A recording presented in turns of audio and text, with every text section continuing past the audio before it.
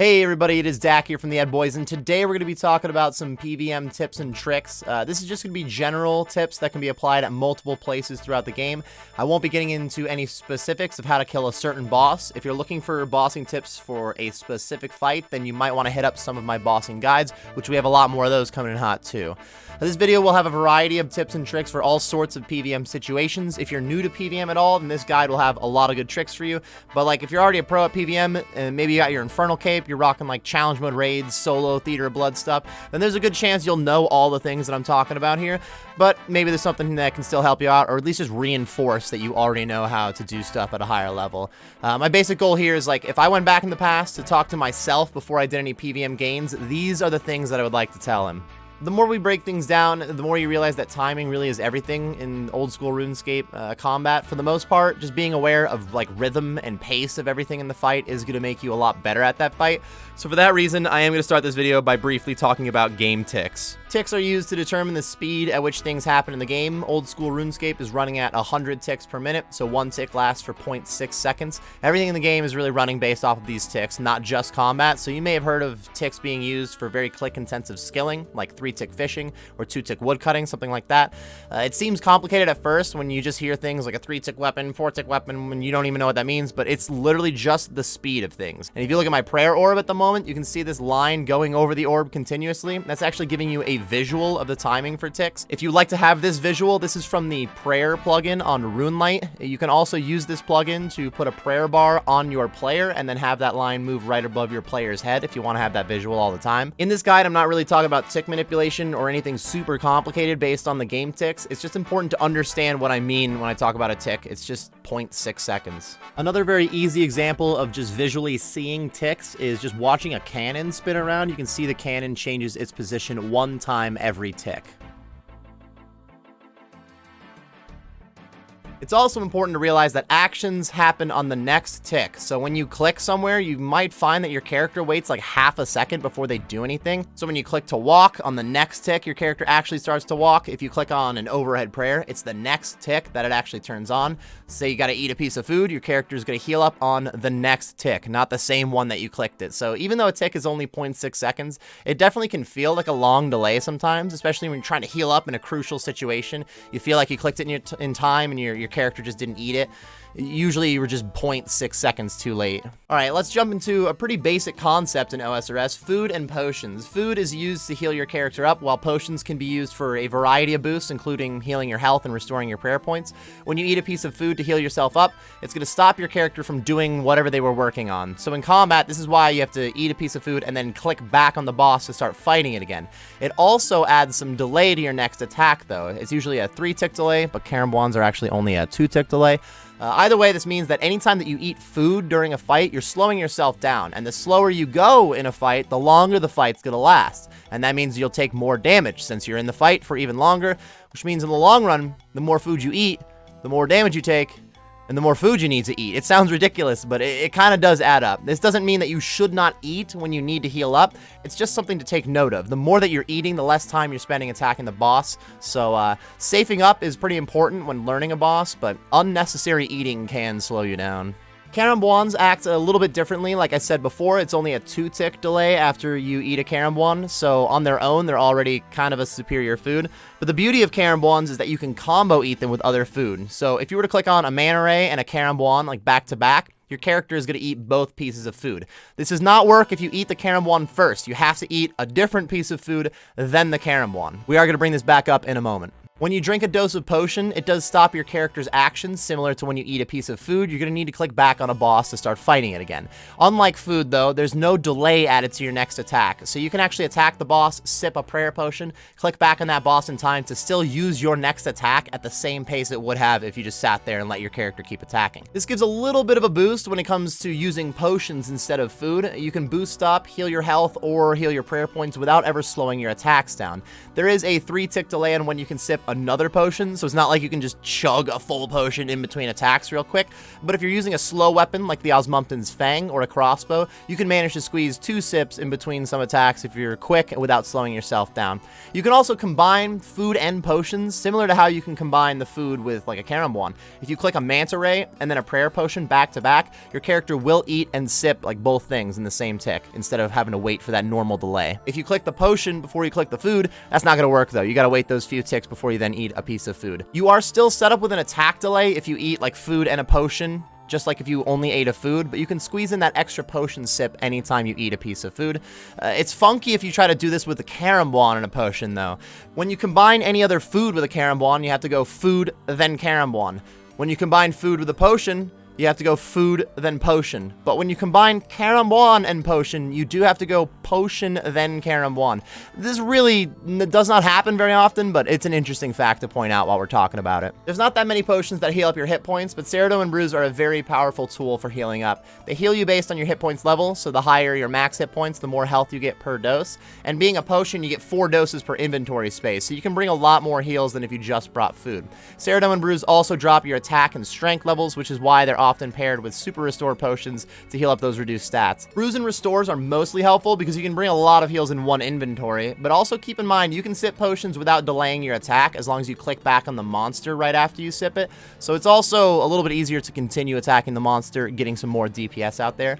Now, while you're sipping brews and attacking, your stats are lowered a bit until you restore back up, but even getting that weaker attack in there is better than not attacking at all, and that's what happens when you're eating food. This is where I want to bring up overloads real quick. Overloads are currently only available in Raids 1 and Nightmare Zone, though Raids 3 has smelling salts, which is a very similar effect here. Overloads boost your attack, strength, defense, range, and magic for 5 minutes. The really broken part of this potion is that it reboosts your stats every 15 seconds. So if you sipped 2 Ceradomin Brews sips, and then it dropped your attack, strength, range, and magic all the way down, in 15 seconds, the overload will re-up those stats for you. This can be used to your advantage in a couple ways. For one, you need less super restores when you're using overloads because you don't have to restore every time you sip a Ceradomin Brew.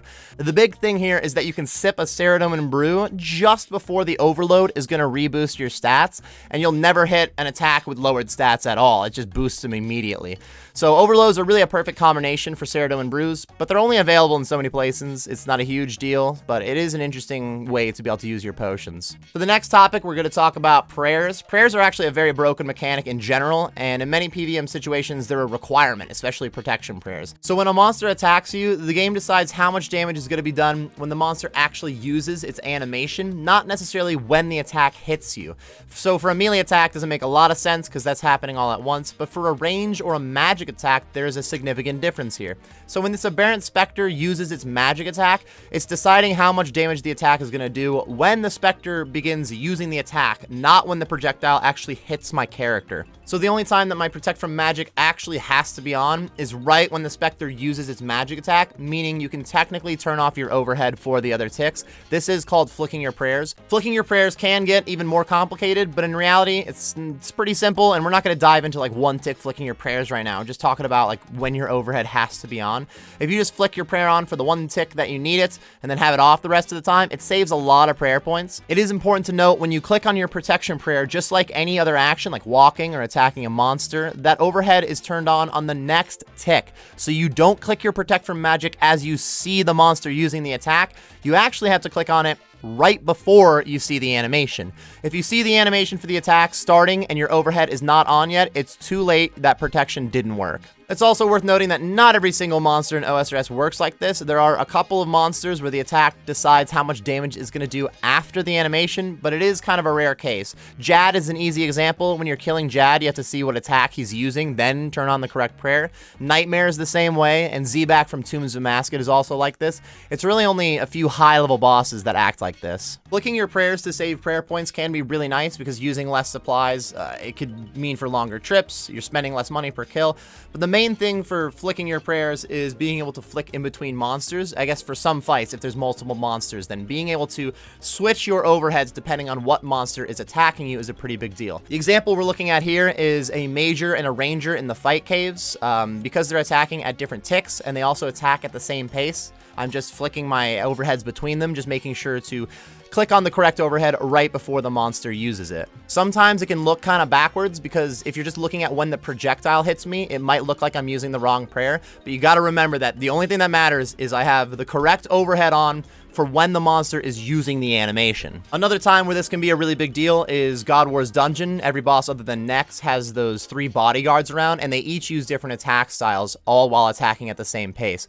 So to be able to protect yourselves from all of those bodyguards, you can flick your prayers between the 3 of them, though doing that and fighting one of the big God War's Dungeon bosses can start to get pretty complicated too. But sometimes being a little bit more complicated or click intensive is how you get rewarded more. And in the case of overhead prayers, if you're flicking your prayers correctly while 2 different monsters are fighting you, you take a lot less damage than if you just pray from one and tank the other. If you're fighting a couple monsters that attack at the same pace, in this case, this is 2 God War's Dungeon minions attacking at 5 ticks a piece, and they're attacking at the exact same time, you could also just run under one of them to make sure that it doesn't attack you. As long as you run under right when it was going to attack, it'll have to kite out from under you, and that's going to make them off tick by just 1 tick so that you can actually flick your prayers between them.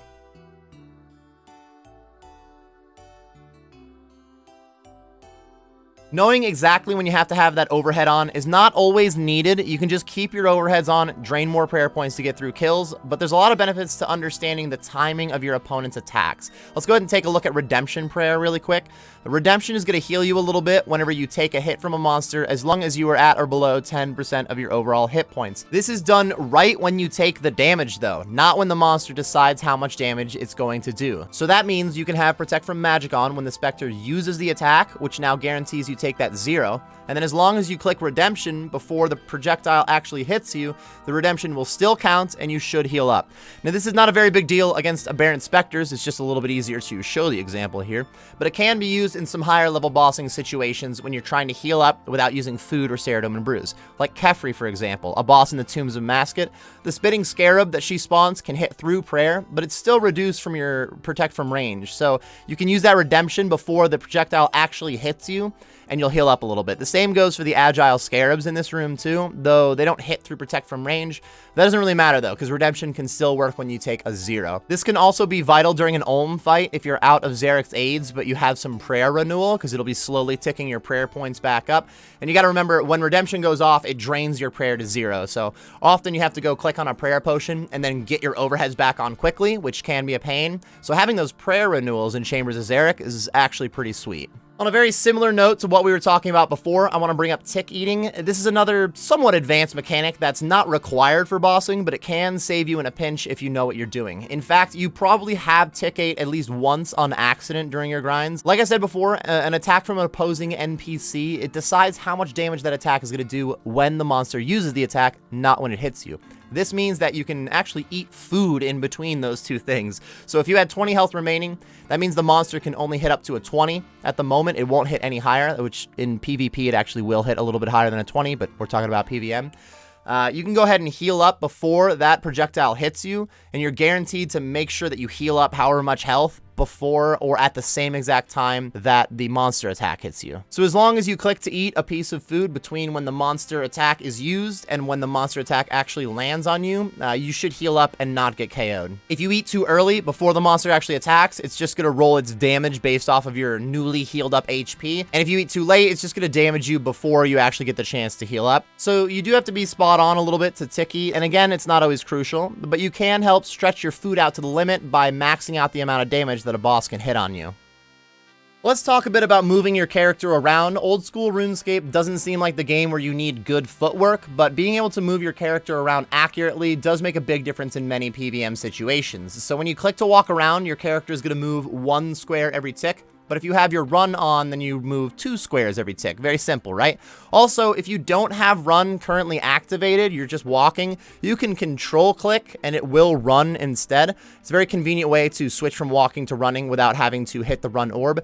I do wish you could do this the other way around. If your run was on and you can control click to walk would be nice, but that is not the case. Control click can only make you run instead of walking. When you click to walk or run, your character will no longer be attacking the monster that it was just fighting, but you can click back on the monster to attack right away and not really miss any attacks. Being able to walk while attacking is very important for many monsters, especially some higher level ones, like Vasa Mysterio from Chambers of Zarek, or even Tecton, also from Chambers of Zarek.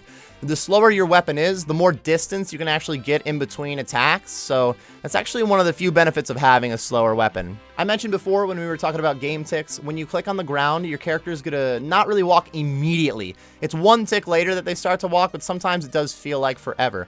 Also, your character's walking animation is actually pretty inaccurate. As your character walks around, especially if they change directions a lot, they end up a couple of squares behind where they were actually standing. This is strange to think about, so just check out this visual here.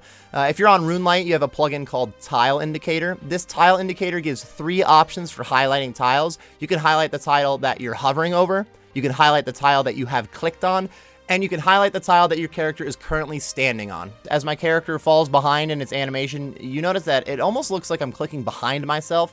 In reality, I'm still just clicking 1 square ahead of where my character is actually standing. It's just that animation that's behind. Now let's look at that while highlighting the square that I'm actually standing on. You'll notice that the blue highlight is a little bit further than where my character actually is.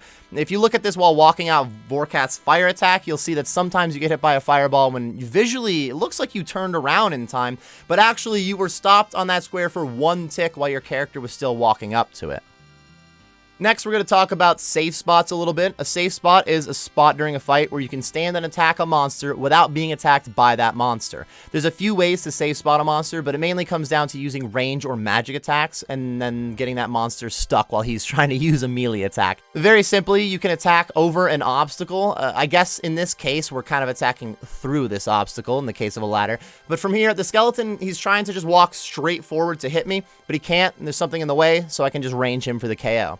This also works when you're not directly behind the obstacle too. You'll notice if I stand on the north side of this ladder while the monster is stuck on the east side of it, he still will not walk for this 1 square to get to me. Why? Very simply, the skeleton is trying to walk 1 square west to get over to me instead of just the 1 square north.